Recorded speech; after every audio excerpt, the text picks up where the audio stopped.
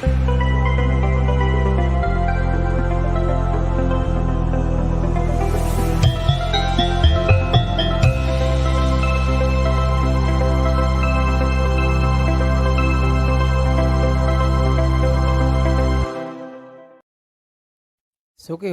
Namo Buddhaya. Apa kabar anak-anak? Senang berjumpa kembali dengan kalian. Hari ini berjumpa lagi dengan Bapak Haji Nugroho dalam pembelajaran pendidikan agama Buddha dan Budi Pekerti. Ya, pada kesempatan kali ini kita akan belajar tentang 4 pilar moderasi beragama.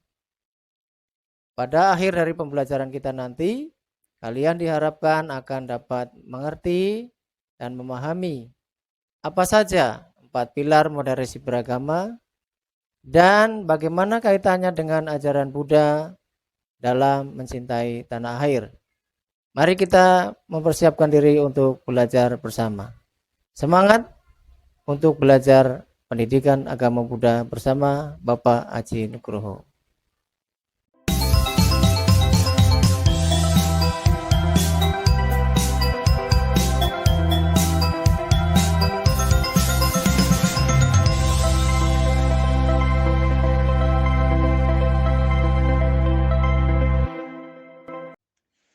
Sebelum kita melanjutkan ke pokok materinya, Bapak mau bertanya kepada kalian.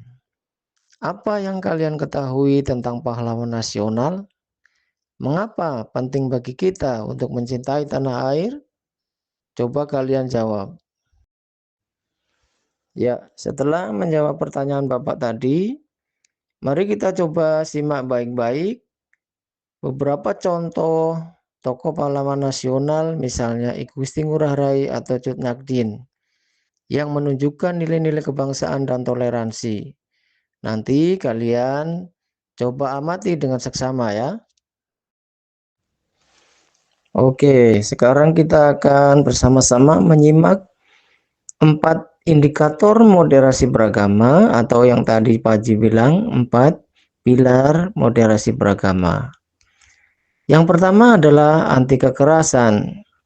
Ini adalah penolakan terhadap tindakan seseorang atau kelompok tertentu yang menggunakan cara-cara kekerasan, baik secara fisik maupun verbal, dalam mengusung perubahan yang diinginkan. Yang kedua adalah toleransi. Toleransi ini adalah sikap menghormati perbedaan, memberi ruang orang lain untuk berkeyakinan, mengekspresikan keyakinan, dan menyampaikan pendapat, serta menghargai kesetaraan dan kerjasama satu sama lain. Nah, yang ketiga dari 4 pilar moderasi beragama adalah komitmen kebangsaan, yaitu penerimaan terhadap prinsip-prinsip berbangsa yang tertuang dalam Konstitusi Undang-Undang Dasar 1945 dan regulasinya atau peraturannya. Ini yang terakhir ya, 4 pilar moderasi beragama. Yang keempat adalah penerimaan terhadap tradisi. Ini dimaksud adalah penerimaan serta ramah terhadap tradisi dan budaya lokal dalam perilaku keagamaannya, sejauh tidak bertentangan dengan pokok ajaran agama. Berarti kita adalah sesuai dengan ajaran Buddha. Ya, kita sudah mengupas tentang 4 indikator atau 4 pilar moderasi beragama, yaitu anti kekerasan, toleransi, komitmen kebangsaan, dan penerimaan terhadap tradisi.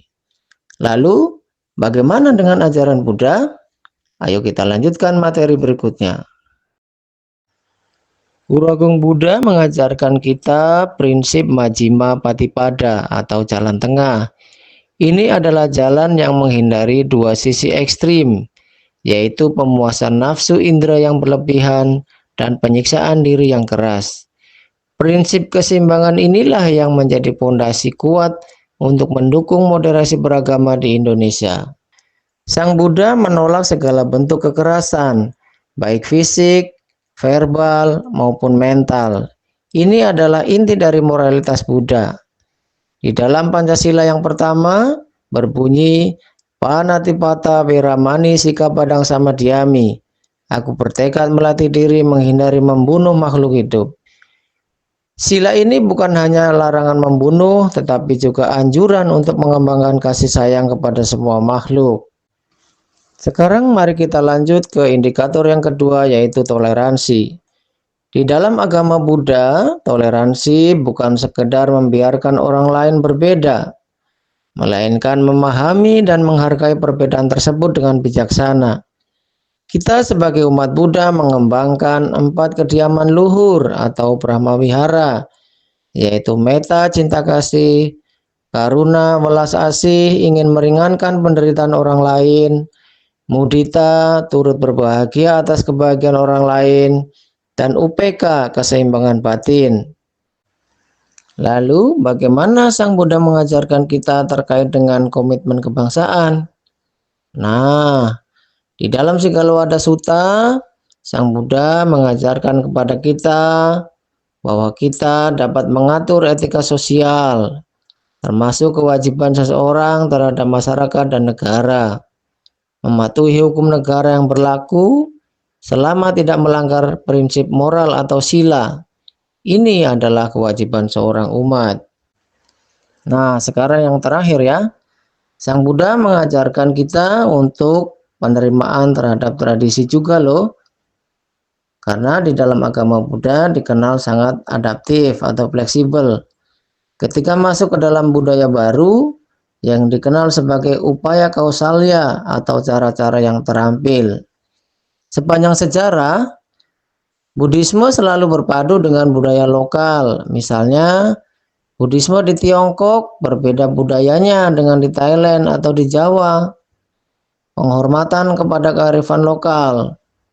Sang Buddha tidak pernah meminta pengikut-pengikutnya untuk membuang tradisi leluhur, selama tradisi tersebut tidak bertentangan dengan prinsip moral. Misalnya, tradisi yang tidak melibatkan pembunuhan makhluk hidup.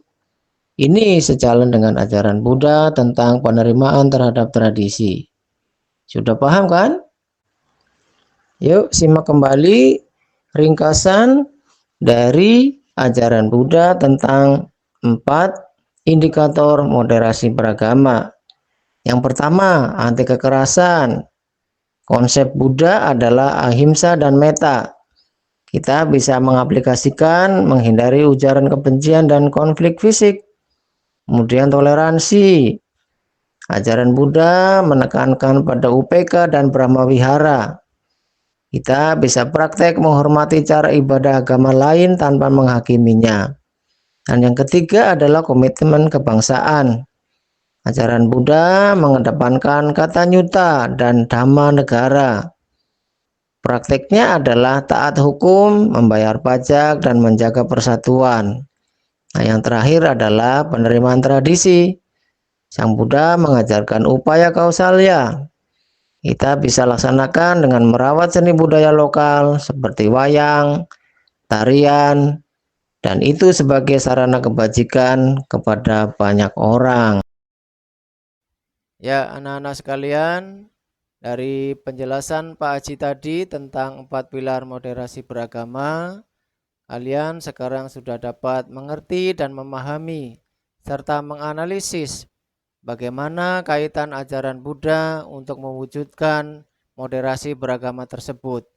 Yang pertama adalah metta, anti kekerasan, kemudian toleransi, mengembangkan UPK, kemudian komitmen kebangsaan. Kita mempraktekkan apa yang diajarkan oleh Sang Buddha dalam Sigalawattha Sutta, dan penerimaan terhadap tradisi yang tercantum juga di dalam ajaran Buddha melalui Sigalawattha Sutta.